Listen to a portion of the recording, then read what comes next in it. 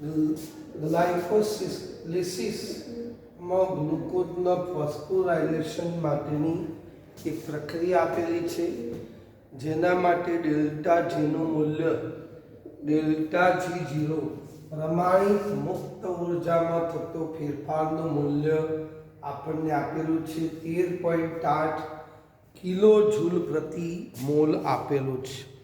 કેટલું? 13.8 kilo joule પ્રતિ mall આપેલું છે. મિત્રો, આટલું આપેલું છે. આપણે 298 કેલ્વિન તાપમાને સંતુલન અચળાંક Kc શોધવાનો છે. આના માટે ગઈ વખતે આપણે સમીકરણ જોયું હતું, એ સમીકરણનો સહારો લેવાનો. ડેલ્ટા જી 0 અને કે વચ્ચેનો સંબંધ ધરાવતું સમીકરણ. તો ગઈકાલે આવું સમીકરણ મેળવ્યું હતું, બરાબર -RT ln કેની જગ્યાએ આપણે Kc મૂકીએ છીએ, કારણ કે પ્રક્રિયા સંતુલન સ્થિતિમાં છે માટેની વાત કરું છું. હવે ln ને લોગમાં ફેરવો તો આવું સાહેબ એક સમીકરણ આપેલું હશે, -2.303 RT log Kc આવું લખેલું છે. જે શોધવાનું હોય એના સૂત્રનો કરતા આપણે બનાવી દઈએ. તો log Kc બરાબર -ડેલ્ટા જી 0 અપોન 2.303 RT કરવું પડે. હવે મિત્રો બરાબર માઇનસ છે, ડેલ્ટા જી 0 13.8 કિલો જૂલ છે. કિલો જૂલના જૂલમાં ફેરવ્યા એટલે 1000 ગુણી કર્યા 13800 જૂલ પ્રતિ મોલ આપેલો છે. આપણને 2.303 છે. R ની કિંમત જૂલમાં 8.314 થાય.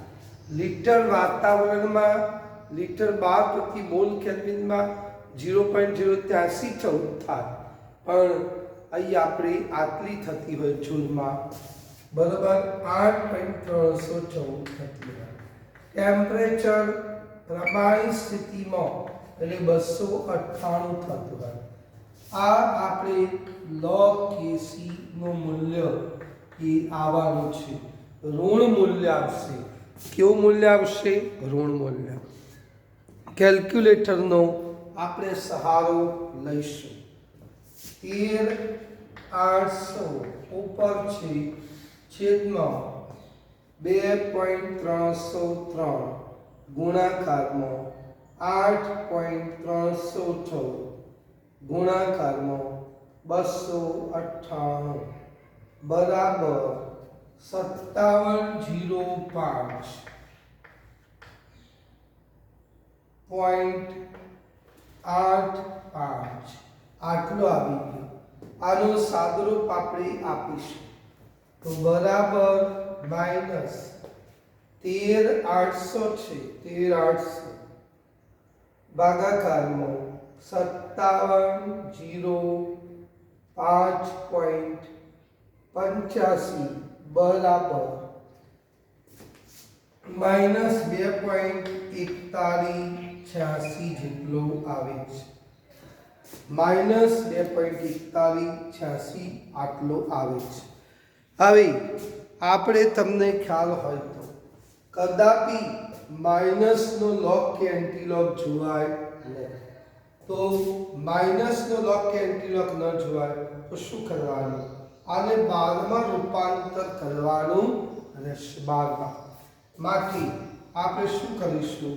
log Kc બરાબર -2 -1 એક બાદ કર્યો અને એક ઉમેરવાનો, અને પોઈન્ટ પહેલા શરૂઆતમાં શીખવાડું કારણ કે તમને તકલીફ નહીં પડે એટલા માટે.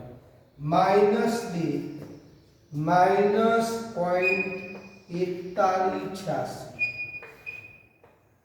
આપણે કશું કર્યું નથી.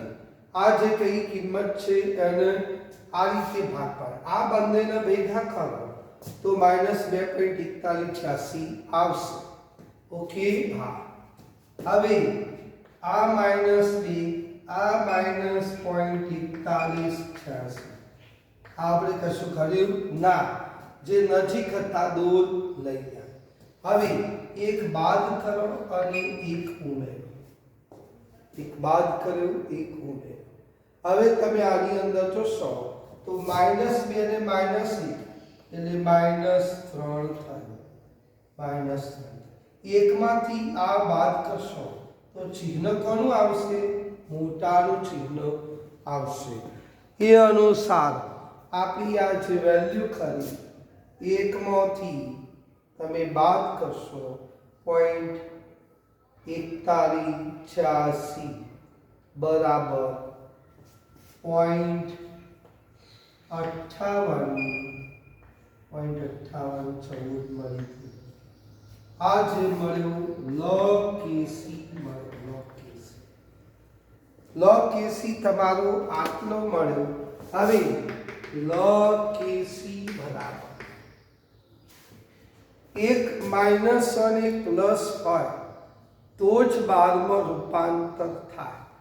માટે આ જે છે -3 છે પ્લસ પોઈન્ટ એ 5814 છે. તો 3 12.5814 કરવાના. મિત્રો આ જે છે માઇનસ આ વેલ્યુ હતી એને આ રીતે જે ભેગું હતું એને આપણે છૂટું પાડી દીધું. -2 -0.4186 પછી એક બાદ કર્યો, એક ઉમેર્યો. -2 -1 એટલે -3 થયો. એકમાંથી તમે 0.4186 ને બાદ કર્યા તો આટલા મળ્યા. આ બંનેને આ રીતે એક માઇનસ અને એક પ્લસ હોય તો જ 12 માં રૂપાંતર થાય. માટે kc બરાબર log આ બાજુ આવે તો એન્ટી log 3 12.5814 થતું હોય છે. therefore kc બરાબર 3 12.5814 છે. મિત્રો દશમ ચિહ્ન આગળ જેટલા હોય એને 10 ની ઉપર લગાવી દેવાના. કયો? 10 ની ઉપર. હવે 5814 નો તમારે એન્ટીલોગ જોવા. કેટલાનો? 5814 નો તમે એન્ટીલોગ જોવો અને જે આવે એ આપણને ખ્યાલ આવશે.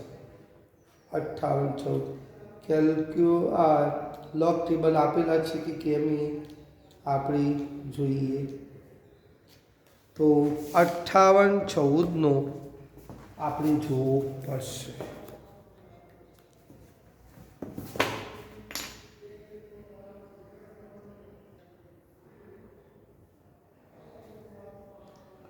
મિત્રો 5814 નો એન્ટીલોગ જોઈએ. તો એન્ટીલોગ માટે પોઈન્ટ તમે જુઓ અને એની અંદર 58 આપેલો છે, પછી 1 આપેલો છે અને 58 1 એટલે 38 11 અને મેઇન ડિફરન્સ 4 ની અંદર તમે જોશો તો 4 છે. માટે 38 15 જેટલું થતો હોય. 38 15 તમારે અહીં દશાંશ ચિહ્ન અહીં હતું. હંમેશા એન્ટીલોગ જુઓ તો ડાબી બાજુથી 1 પોઈન્ટ કાપવાનો. કઈ બાજુથી? ડાબી બાજુથી. તો ડાબી બાજુથી 1 પોઈન્ટ કાપો. ઓકે. તો 5814 નો 38 15 આવતો હતો. ડાબી બાજુથી 1 પોઈન્ટ કાપો. આ જે 10 દશમ ચિહ્ન આગળ જે કંઈ છે એને 10 ના ઉપર લગાવી દેવાના. આ રીતે આપણો આ દાખલો થતો. કદાપી માઇનસનો લોગ એન્ટીલોગ જોવાતો નથી. એને તમે 12 માં રૂપાંતર કરવા માટે આ બે જે ભેગું હતું એને છૂટા પાડ્યા. એ બંનેમાંથી એકને બાદ કર્યો, એકનો ઉમેર્યો. પછી -2 - 1 એટલે -3. એકમાંથી આને બાદ કર્યો એટલે આટલું થયું. -3 અને +0.5814 બેના ભેગા કર્યા તો 12 માં રૂપાંતર આ જે આગળ હોય એ 12 થઈ જાય. 3 12.5814 પછી log પેલી બાજુ જાય તો એન્ટીલોગ થાય આ રીતે કે c બરાબર એન્ટીલોગ આ દશક ચિહ્ન આગળ જે કંઈ છે 10 ના ઉપર થતું હોય 58 14 નો જુઓ એનો એન્ટીલોગ જુઓ જે કંઈ એન્ટીલોગ જોયો ડાબી બાજુથી એક પોઈન્ટ કાપો આટલો આપણો જવાબ આવતો હોય છે ઓકે આની વાત કરી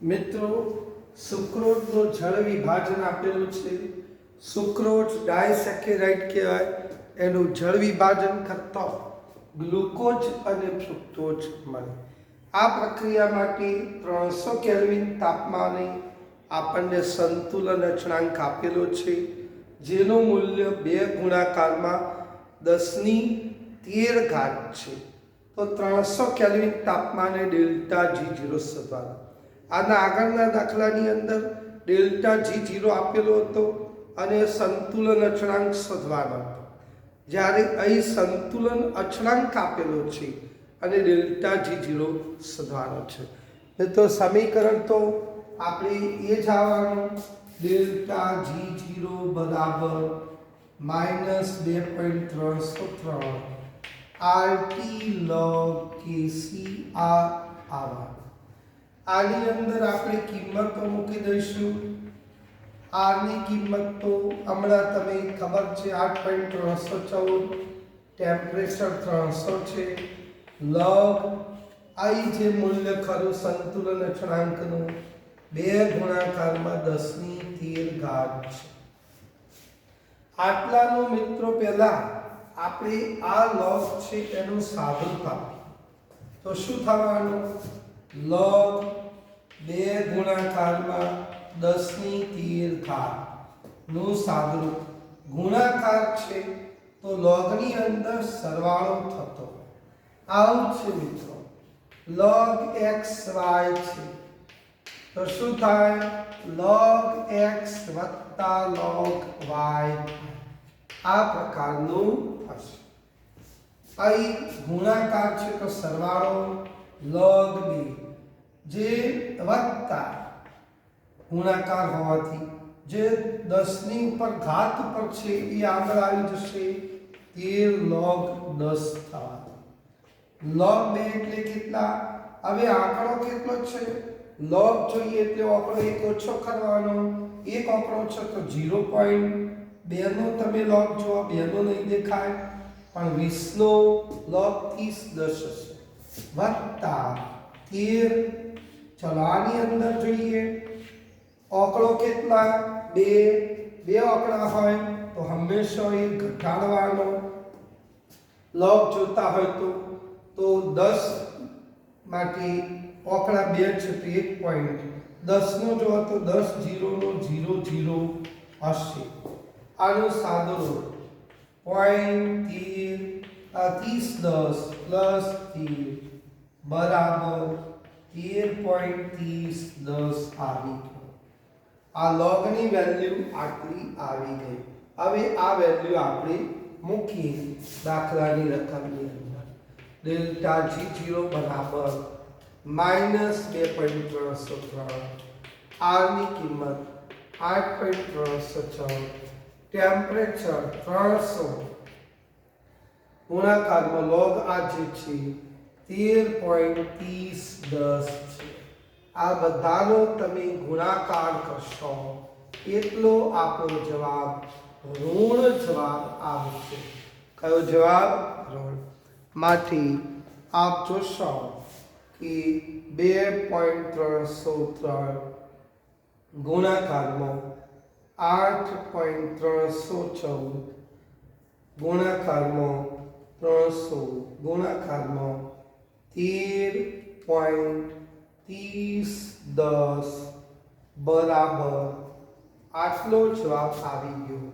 -74402.8 આટલો આવે છે બરાબર હા આને આપણે એ વૈજ્ઞાનિક અંક પદ્ધતિમાં ફેરવીશું તો ડેલ્ટા G0 બરાબર માઇનસ કેટલા 1 2 3 4 આંકડા કિંમત 1 કરતા મોટી હોય તો ડાબી બાજુ આપણે દઈશું જેટલા ડાબી બાજુ જોઈએ એટલી 10 ની ઘાત ઉપર આવશે 4 આંકડા જ ગયા તો ઉપર 4 7.64028 આટલો જવાબ આ જવાબ જૂલની અંદર આવી ગયો 1 મોલ સુક્રોતનું જળ વિભાજન છે માટે પ્રતિ મોલ આપણે લખવા પડશે તો આટલો આપણો જવાબ આવી ગયો ઓકે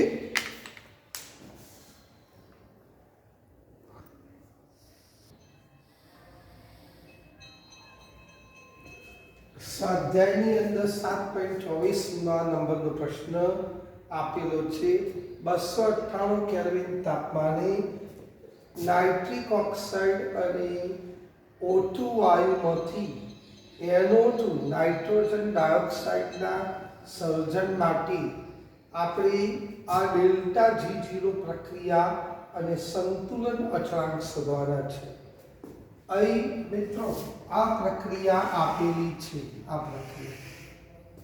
પ્રક્રિયા આપેલી છે ઉષ્માગતિશાસ્ત્રનો ઉપયોગ કરીને ડેલ્ટા G0 શોધીશું શું શોધવાનો ડેલ્ટા G0 આના માટે તમને સાહેબે કહ્યું છે ડેલ્ટા G0 પ્રક્રિયા શોધવી હોય તો નિપજોની સર્જન મુક્ત ઊર્જા નિપજોની પ્રમાણે સર્જન મુક્ત ઊર્જા કરી એમાંથી પ્રક્રિયકોની પ્રમાણિત સર્જન મુક્ત ઊર્જા એ તમારે બાદ કરવાની રહેશે પ્રક્રિયકો નિપજોમાંથી પ્રક્રિયકોની બાદ કરશો ઓકે નિપજો કોણ છે ભાઈ નાઇટ્રોજન ડાયોક્સાઇડ તો ડેલ્ટા G0F આપણે NO2 લઈશું ઓછા કોણ છે તો નાઇટ્રિક ઓક્સાઇડ અને ઓક્સિજન તો ડેલ્ટા G0F ઓફ કોણ NO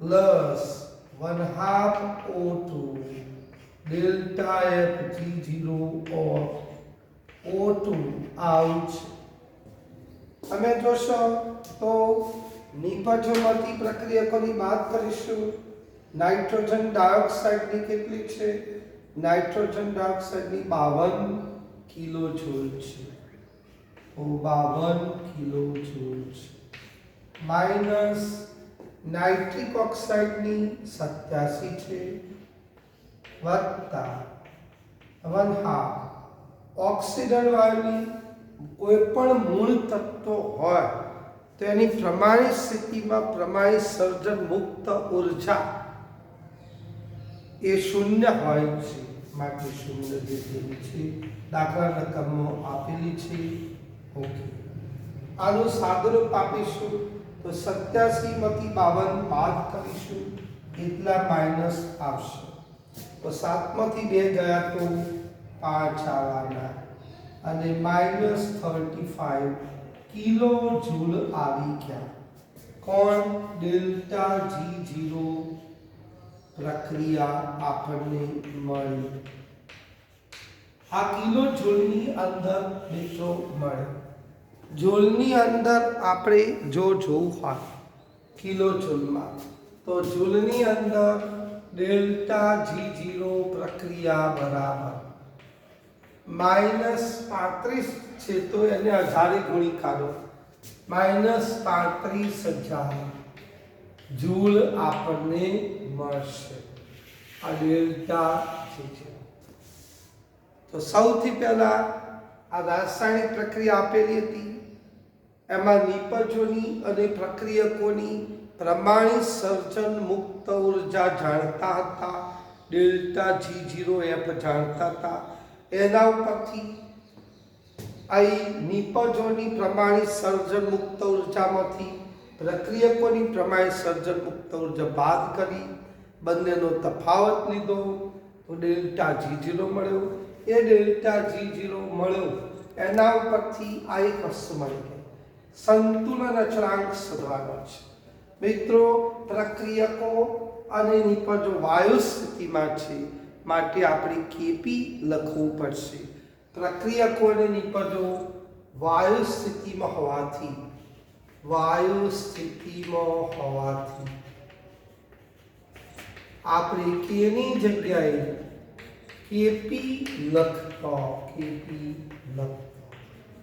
આ અનુસાર ડેલ્ટા G0 બરાબર -2.373 RT log Kp આપણે લખવો પડશે. આપણે સંતુલન અચળાંક Kp શોધવાનો છે. ઓકે, હા. હવે ડેલ્ટા G0 જાણીએ છીએ -35,000 છે બરાબર -2.373 છે. R ની કિંમત 8.314 છે. ટેમ્પરેચર આપને ખબર હોય તો 298 છે અને log Kp આપણે શોધવાના છે. તો log Kp ને સૂત્રનો કરતા આપણે બનાવીશું માઇનસ જતું રહ્યું 35,000 ભાગાકારમાં 2.303 8.314 ટેમ્પરેચર 298. આનું સાદુરૂપ આપણે આપીશું તો 35,000 નીચે આવું છે તો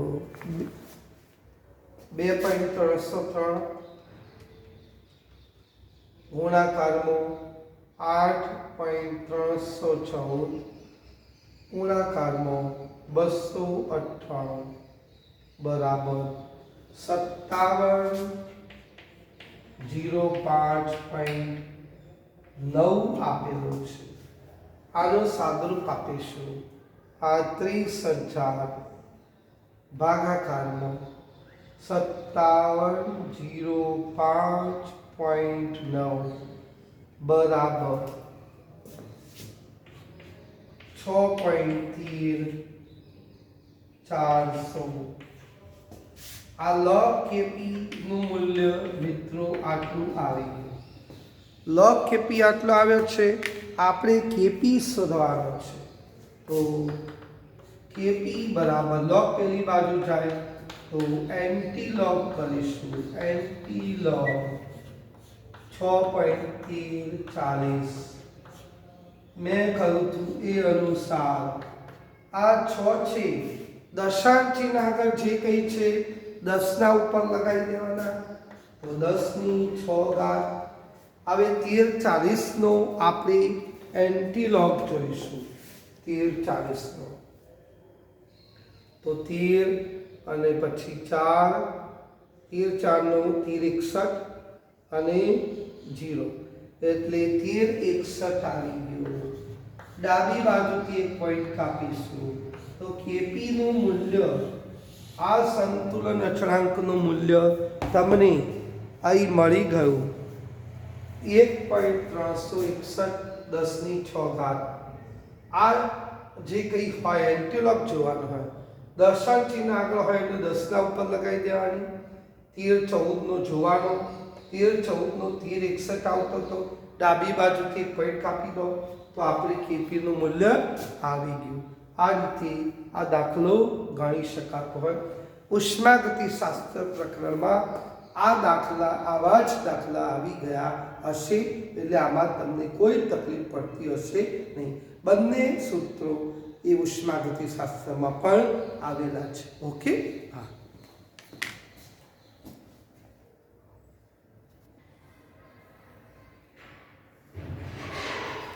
મિત્રો, લ શેટેલિયરનો નિયમ જણાવો અને સંતુલન પર અસર કરતા પરિબળો વિશેની વાતો કરો.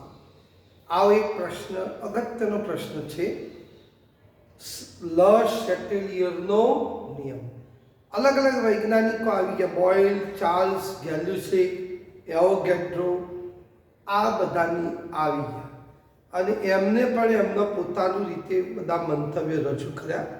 આપણે કેમેસ્ટ્રી વિશેની વાત કરી. આ કેમેસ્ટ્રીની અંદર રસાયણો ઉત્પન્ન કરવાના છે. અને રસાયણો ઉત્પન્ન કરવાના, દાખલા તરીકે કૃત્રિમ ખાતર બનાવવા માટે આપણે એમોનિયાની જરૂર પડશે, કારણ કે યુરિયા ખાતર વિશેની વાત કરું તો એ માટે એમોનિયાનું ઉત્પાદનની જરૂર પડશે. હેબર વિધિ આવશે. દાખલા તરીકે સલ્ફ્યુરિક એસિડ રસાયણનો રાજા બનાવવો છે તો આપણે સંપર્ક વિધિ પ્રમાણેની પ્રોસેસ કરવી પડશે, જેની અંદર આપને ખબર હોય તો સલ્ફર ડાયોક્સાઇડનું ઓક્સિડેશન કરીને સલ્ફર ટ્રાયોક્સાઇડ બનાવવું પડે. તો આ સલ્ફર ટ્રાયોક્સાઇડ બનાવવાનું, પેલામાં એમોનિયા વાયુ બનાવવાનું. આ બધું બનાવવું હોય તો, કારણ મૂળ સલ્ફ્યુરિક એસિડ બનાવવું છે, યુરિયા ખાતર બનાવવું છે, આ બધા કેમિકલો બનાવવા હોય તો આપણો મુખ્ય ધ્યેય એ હોય કે પ્રક્રિયકોમાંથી વધુ ને વધુ નિપજો આપણને મળે, વેસ્ટેજ થાય નહીં, આડ પેદાશ મળે નહીં, વેસ્ટેજ થાય નહીં. અને બીજી એક વસ્તુ કે ઉર્જાનો ખર્ચો ખરો એ જેમ બને એમ મિનિમમ આવે, ન્યૂનતમ આવે, એ પ્રકારનું આપણો પ્રયત્ન હોવો જોઈએ. નિપજોનું મહત્તમ પ્રમાણ મેળવવાનું અને પ્રક્રિયકો એટલે પ્રક્રિયકોનું ટૂંકમાં નિપજમાં રૂપાંતર પૂરેપૂરું થાય અને વધુમાં વધુ નિપજો મળી ઓછા ઉત્પાદન ખર્ચ થાય, એ પ્રકારનું આપણું એક ધ્યેય, આપણું એક લક્ષ્ય હોવું જોઈએ. આ માટે પ્રક્રિયાની પરિસ્થિતિ એવી રાખવાની હોય છે કે જેની અંદર જેમ બને એમ તાપમાન નીચું અને યોગ્ય દબાણની પરિસ્થિતિ રાખવી તો આપણને વધુ ને વધુ એ નિપજ મળે. આ માટે તમે જોશો તો કયા કયા પરિબળો છે, તો એવું કંઈક ફેરફાર કરો.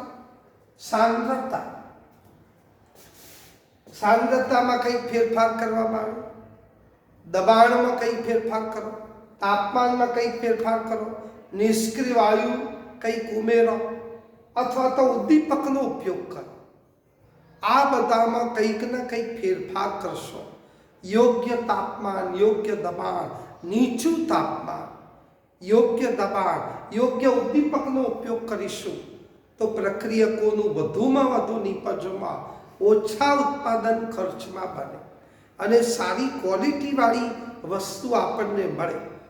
ડેન્ટલ ક્રીમ આવતી હોય તો કોલગેટ છે, ચોઇસ છે, બબુલ છે, પેપ્સોડન્ટ છે, આ બધી ક્લોઝઅપ છે, આ બધી છે, પણ એમાં સારી કઈ, એમાં સસ્તી કઈ, એની ક્વોલિટી કઈ સારી છે, આ બધામાં અને ઓછું ઉત્પાદન ખર્ચ કોની અંદર છે એવી વસ્તુ અને કસ્ટમરને પોસાય સસ્તા ભાવે, એવું રસાયણ વિજ્ઞાનની અંદર મુખ્ય લક્ષ્ય એવું હોય છે. એ માટે આપણે લ શેટેલિયરનો સિદ્ધાંત ભણવો એ જરૂરી છે. કયો સિદ્ધાંત? લ શેટેલિયર. સંતુલન પર અસર કરતા બાહ્ય પરિબળો જેવા કે તાપમાન, દબાણ, સાંદ્રતા વગેરેમાં ફેરફાર કરવામાં આવે તો નવું સંતુલન એવી રીતે સ્થપાય કે જેથી કરીને થયેલો ફેરફાર શક્ય એટલે અંશે નાબૂદ થાય. આ લ શેટેલિયરનો સિદ્ધાંત છે, અગત્યનો સિદ્ધાંત છે.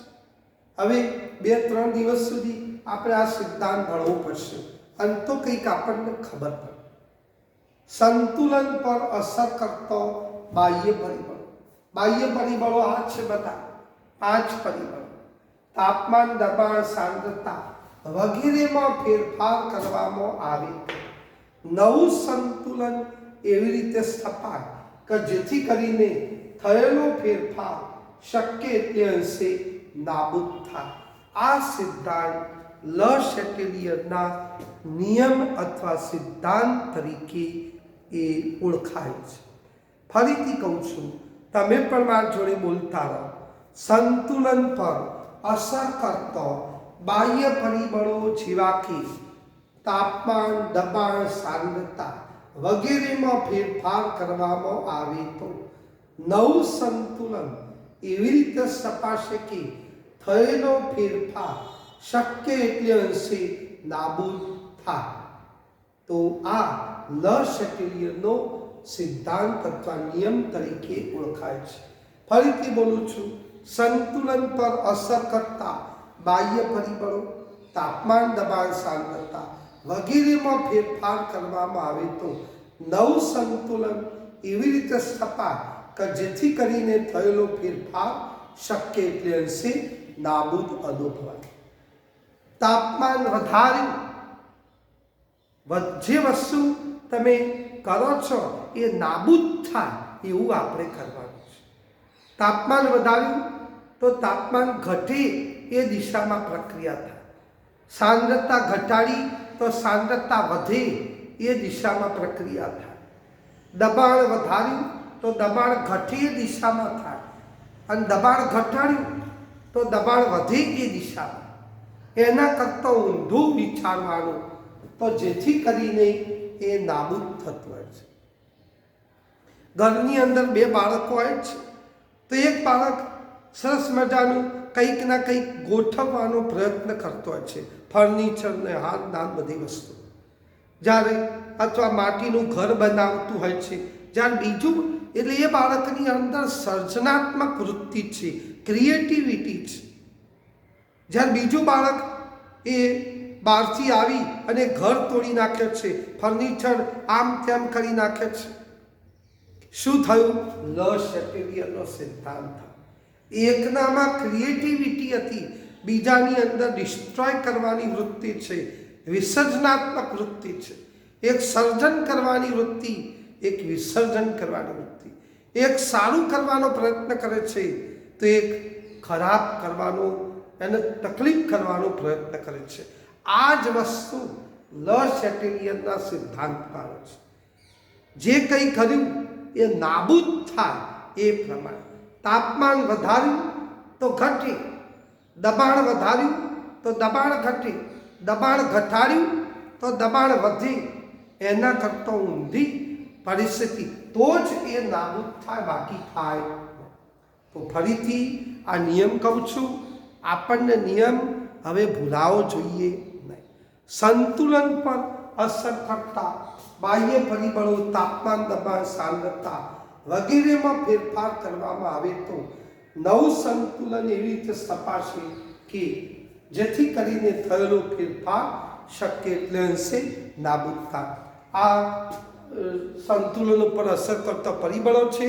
એક એક પરિબળ અનેક ઉદાહરણો લઈ અને આપણે સમજાવીશું. ઓકે, હા.